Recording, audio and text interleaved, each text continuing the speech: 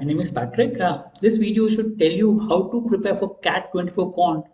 Basically, the focus is learnings from CAT 23. So we're looking at CAT 23 paper and the Quant section and looking at what are the learnings. I'll come up with future videos with regards to the solutions for CAT 23 with the right approach. But let's look at CAT 23 learnings. So we know that CAT 23 Quant was one of the toughest Quant section in CAT history. I mean, if you look at the past CAT papers, and if you compare that with the current CAT paper, one of the toughest, definitely. I mean, you can understand with the scores itself. I mean, the score of around 9 would fetch you 80 percentile. That means if you got 3 questions correct, you'd get around 80 percentile. I mean, normally it is in the previous years it used to be 4 questions. This is like 3 questions. So from that 22 questions, you have to just pick up 3 questions and get them correct. Not difficult. They're very easy questions in the examinations. Though the paper overall was tough, but there were quite a few easy questions. The problem was people were so overawed with the paper being difficult that they couldn't spot the easy questions and they came under pressure and couldn't solve it. Normally in the examination, there are enough easy questions to get 80 percentile. If you look at previous papers, there were 4 easy questions that could get you 80 percentile. This paper, there are 3 easy questions to get you 80 percentile. So not difficult as such.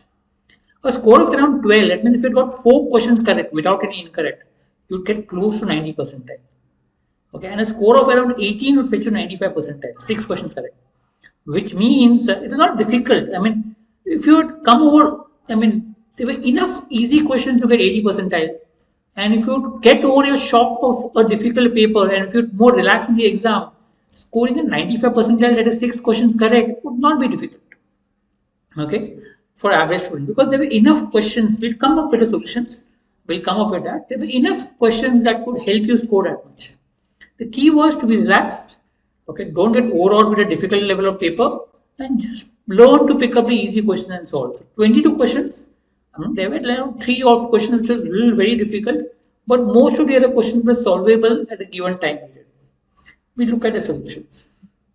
Okay, now what is the key? The right approach is look at the approach. I mean, learn to look at option elimination, cross multiplication, value substitution, approximation. Focus on these approaches to solve. There are quite a few approaches. Unfortunately, students are so used to using formulas. Right from the start, they start using formulas as their approach.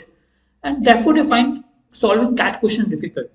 Because most of the CAT questions you cannot solve just by putting a formula. You need to understand the sum and then put the right approach on that.